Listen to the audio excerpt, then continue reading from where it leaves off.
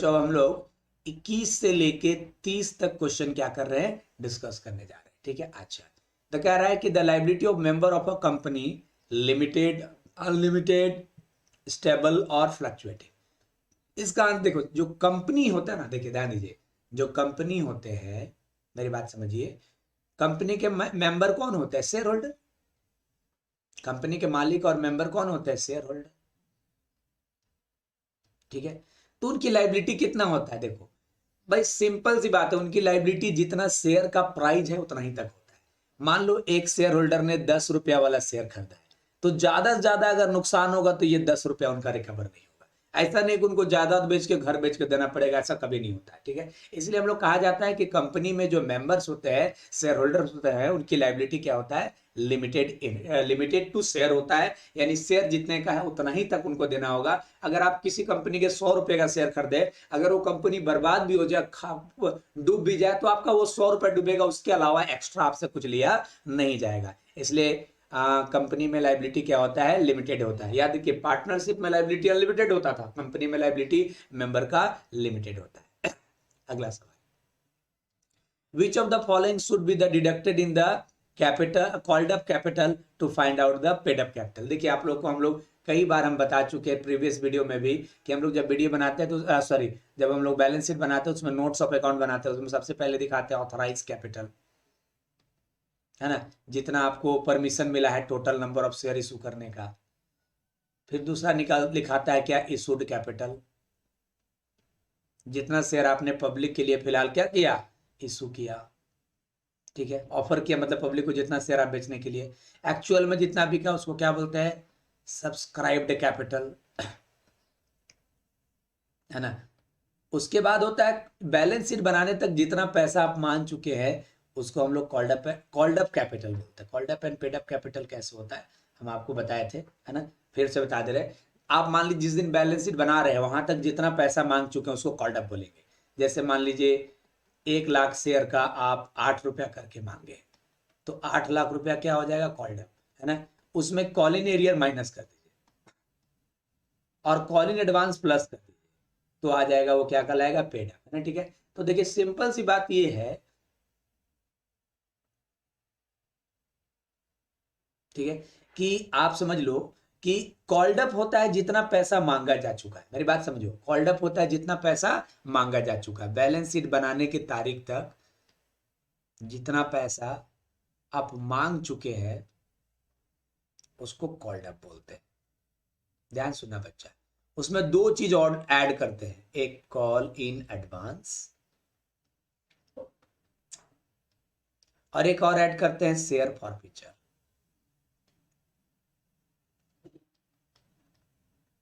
ठीक है, और एक चीज लेस करते हैं, कॉल्स इन एरियर।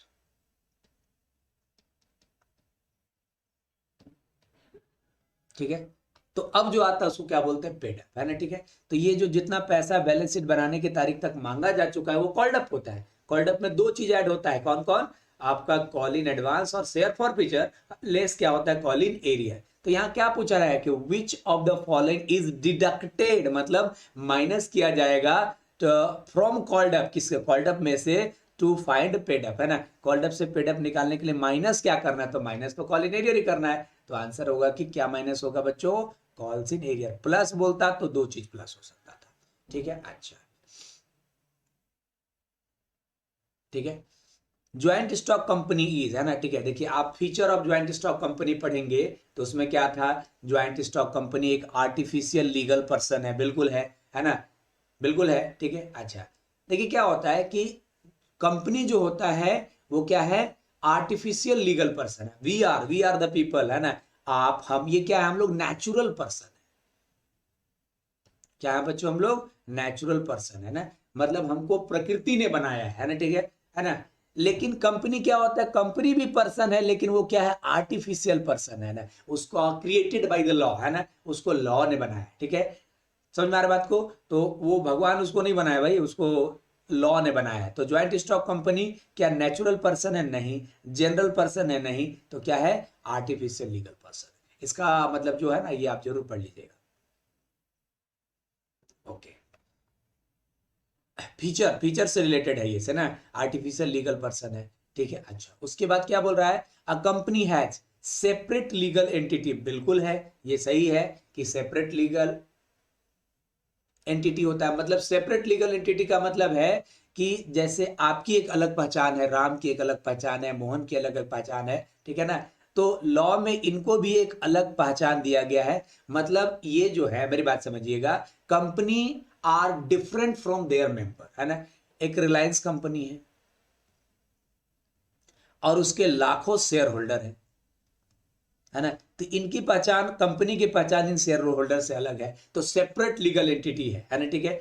समझ में आ रहा बात को। दूसरा, परपेचुअल सक्सेशन, इस परपेचुअल सक्सेशन भी सही है, ये भी कंपनी में होता है। किसी भी मेंबर को कंपनी ज्वाइन करने या किसी भी मेंबर को कंपनी छोड़ने से कंपनी के अस्तित्व पे कोई इफेक्ट नहीं पड़ता है, उसको बोलते हैं परपेचुअल सक्सेशन। तो ऐसा भी होता है, कोई भी शेयर होल्डर छोड़ के जाए या कोई शेयर होल्डर नया आए, उससे कंपनी को कोई फर्क नहीं पड़ता है ना, इसको बोलते हैं परपेचुअल सक्सेशन, ये भी होता है। लिमिटेड लाइबिलिटी, है ना, कंपनी में लाइबिलिटी लिमिटेड होता है। अभी थोड़ी देर बाद पहले कहें कि जितना रुपया का आप शेयर खरीदे उतना ही तक आपका लाइबिलिटी होगा। हाँ, कुछ केसेस में गारंटीड का भी कॉन्सेप्ट होता है, ये हो गया। तो ये तीनों ही जो है कंपनी के फीचर है ना, ठीक है, कैरेक्टरिस्टिक्स है। तो ऑल ऑफ द अबव है, तो यहां पर आंसर हमारा होना चाहिए ऑल ऑफ द अबव, कि तीनों ही आपकी कंपनी के फीचर्स हैं। नेक्स्ट, अच्छा, minimum number of member in public company. देखिए, प्राइवेट कंपनी में और पब्लिक कंपनी में, पब्लिक लिमिटेड, प्राइवेट लिमिटेड में और पब्लिक लिमिटेड में, ठीक है। प्राइवेट लिमिटेड में मिनिमम 2 मेंबर हो सकते हैं, मैक्सिमम 200। और पब्लिक लिमिटेड में मिनिमम 7 होते हैं, मैक्सिमम नो लिमिट, याद रखिएगा, है ना। प्राइवेट लिमिटेड में मिनिमम कितने मेंबर, 2, और मैक्सिमम कितना, 200। पब्लिक लिमिटेड में मिनिमम कितना, 7, मैक्सिमम का कोई लिमिट नहीं है। Minimum number of the member in public company, तो सर कितना हो जाएगा, आंसर विल बी 7, है ना। अब अगला सवाल उसी तरह से सेम देख लीजिए, अगला क्वेश्चन भी है, minimum number of member in a private company क्या हो जाएगा, 2, है ना। लेकिन एक चीज आपको बता दें इसमें आप लोग को, कि 1 भी होता है लेकिन वो ओपीसी में होता है, ओपीसी भी एक तरह का 1% कंपनी होता है, ठीक है। अच्छा, amount of call in arrear is, है ना, ठीक है। अच्छा, अभी तो थोड़ी देर पहले बताया, कॉल इन एरियर का अमाउंट क्या किया जाता है, लेस किया जाता है भाई, एडवांस ऑफ फॉरफीचर ऐड किया जाता है, ठीक है। Added in capital, deducted in share capital, shown in the asset side, shown in the equity and liability. तो हम तो बताया ना, शेयर कैपिटल में एक तरह से क्या होता है, लेस होता है, ठीक है। समझ में आ रहा है, कॉल्ड अप में से लेस हो जाता है, एक तरह से कॉल इन एरियर लेस होता है। अच्छा, नेक्स्ट क्वेश्चन है, नेक्स्ट क्वेश्चन क्या पूछा गया है कि application money should be not less than, है ना, एप्लीकेशन मनी इससे कम नहीं होना चाहिए। कितना से कम नहीं होना चाहिए, 10%, 15%, 25% या 50%। तो सेबी के गाइडलाइन के अनुसार, सेबी के नियम के अनुसार एप्लीकेशन का पैसा एटलीस्ट 25% होना चाहिए। तो इस हिसाब से हमारा यहाँ पर आंसर होगा, ठीक है, कि 25% एप्लीकेशन में ही पैसा लेना है। कहने का अर्थ है कि अगर आपका 100 रुपया का शेयर है, सपोज कीजिए कि आप 100 रुपये का शेयर इशू करें, तो कम से कम 25 रुपये आपको एप्लीकेशन का टाइम लेना है, okay. If equity share of ₹10 is issued at 12 which is called, है ना, ठीक है। अच्छा, 10 का शेयर अगर 12 में इशू हुआ तो 2 रुपया बढ़ा के इशू हुआ, तो उसको क्या बोलते हैं हम लोग, प्रीमियम, है ना, ठीक है। तो जब ज्यादा रेट पर बेचा जाता है तो क्या बोलते हैं उसको हम लोग, प्रीमियम पर बेचा गया, ठीक है। Next point, balance of the share forfeiture is shown in the balance sheet under which head. देखो अभी क्या बताए थे, कॉल्ड अप में हम लोग क्या क्या ऐड करते हैं सर, एक तो भैया कॉल इन एडवांस ऐड करते हैं, और एक क्या ऐड करते हैं, शेयर फॉर फीचर। तो क्या किया जाता है, ऐड किया जाता है ना, ठीक है। अच्छा, तो balance of share for feature कहां दिखाया जाता है, शेयर कैपिटल में ही ऐड करके दिखा दिया जाता है ना, अलग से reserve and surplus, current liability, non current liability इसमें दिखाया तो नहीं जाता है। तो कहीं ना कहीं क्या करेंगे हम लोग, इसको यहाँ पर ऐड करके दिखा देते हैं।